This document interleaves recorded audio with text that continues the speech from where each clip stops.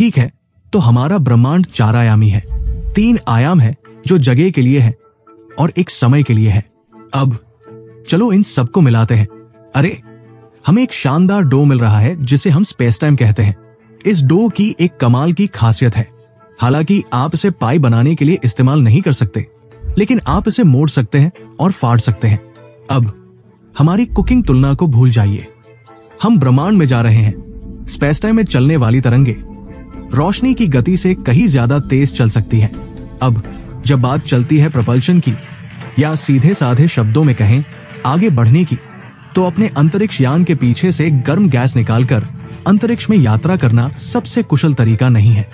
लेकिन एक और भी शानदार तरीका है, जो है अपने जहाज के चारों ओर समय स्थान के ताने बाने को नियंत्रित करना।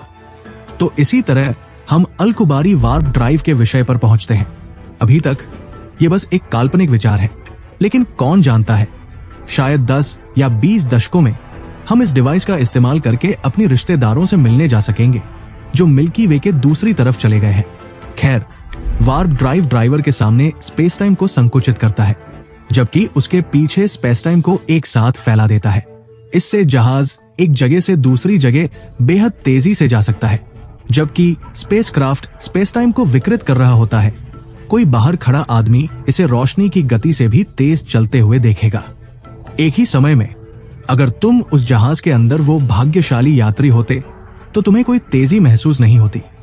अगर हम ऐसा सुपरल्यूमिनल वार्प ड्राइव सच में बना पाते, जो कि एक ऐसे शब्द है जो रोशनी की गति से तेज कुछ बताने के लिए है, तो ये हमारी जिंदगी को हमेशा के लिए बदल देगा। ये हमें हमारे सौर मंडल में घूमने की सुविधा देगा और शायद हम पड़ोसी तारे के सिस्टम तक भी पहुंच सकेंगे। उदाहरण के लिए हम अल्फा सेंचुरी में पहुंच सकते हैं, जो कि सबसे नजदीकी तारे का सिस्टम है, जो 4 प्रकाश वर्ष दूर है, और ये हम कुछ दिनों या हफ्तों में कर सकेंगे, न कि हजारों साल में। अफसोस मेरे दोस्त, मुझे तुम्हारी उत्साह को थोड़ा कम करना पड़ेगा। वार्प ड्राइव में एक बड़ा मसला है। इसके काम करने के पीछे जो ताकत है, जिसे नकारात्मक ऊर्जा कहते हैं, उसमें बहुत अजीब पार्टिकल्स शामिल हैं।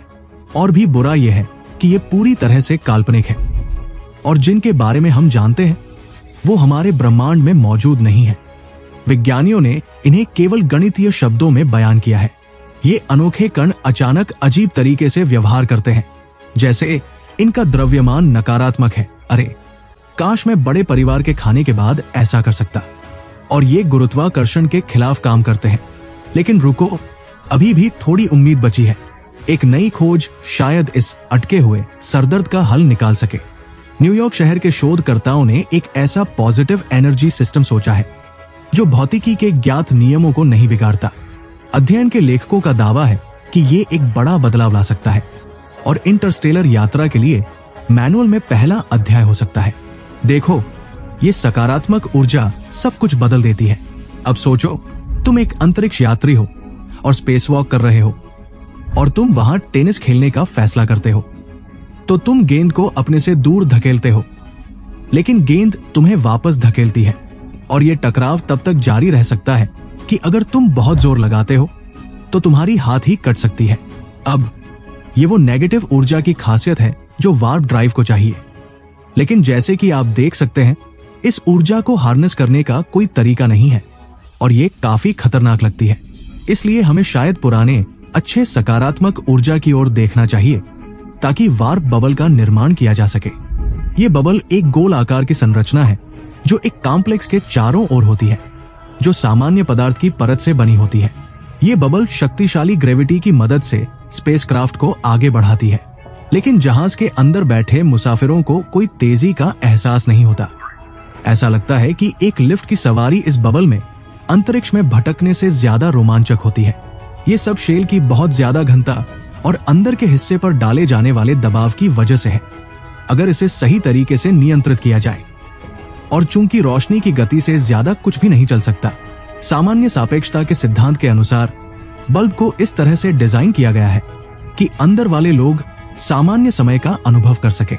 एक ही समय में ये बबल अपने आगे स्पेस टाइम को संकुचित कर देता है और जहाज के पीछे इसे फैलाता है, बिल्कुल उसी तरह जैसे वो वार्प ड्राइव जो नकारात्मक ऊर्जा का इस्तेमाल करता है।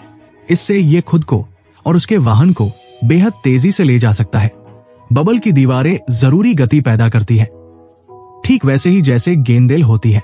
अगर आपने वार्प बबल को कंट्रोल करने का काम करने का फैसला किया तो इसके लिए बहुत अच्छे से मिलकर काम करना पड़ेगा।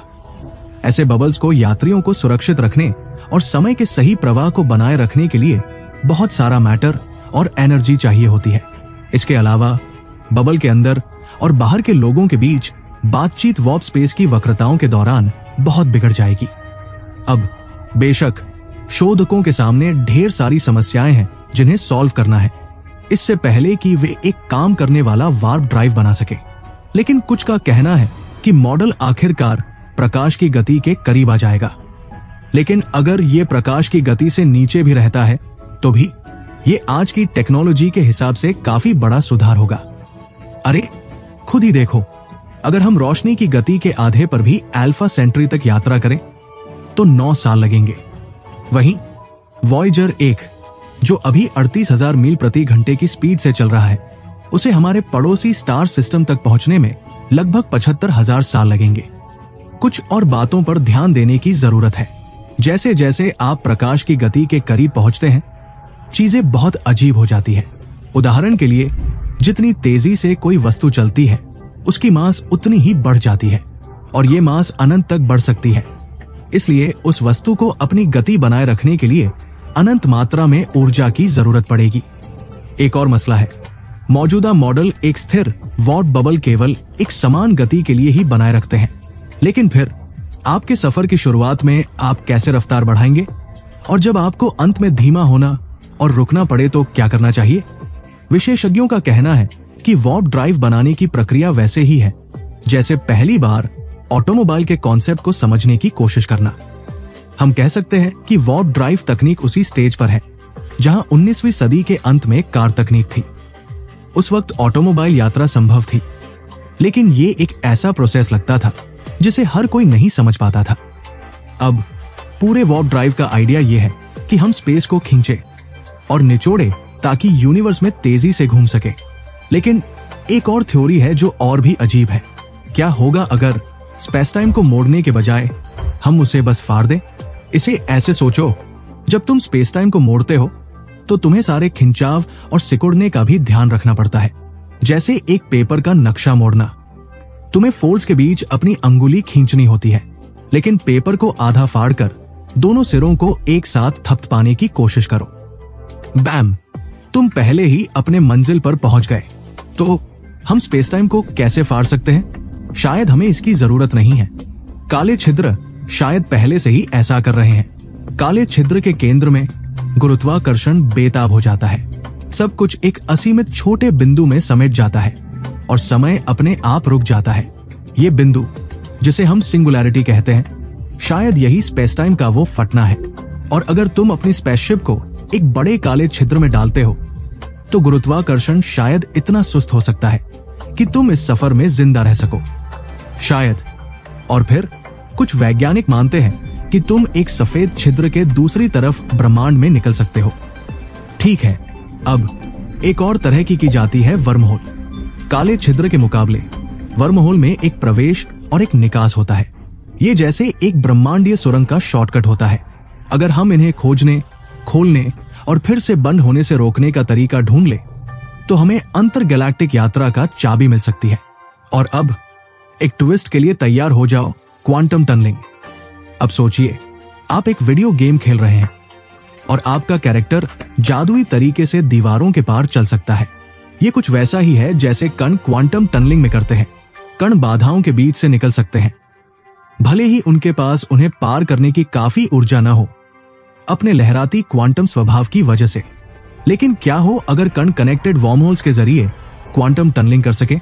दीवार पार करने के बजाय वो स्पेस टाइम में कॉस्मिक शॉर्टकट ले लेते, एक पल में ब्रह्मांड के एक हिस्से से दूसरे हिस्से में पहुंच जाते।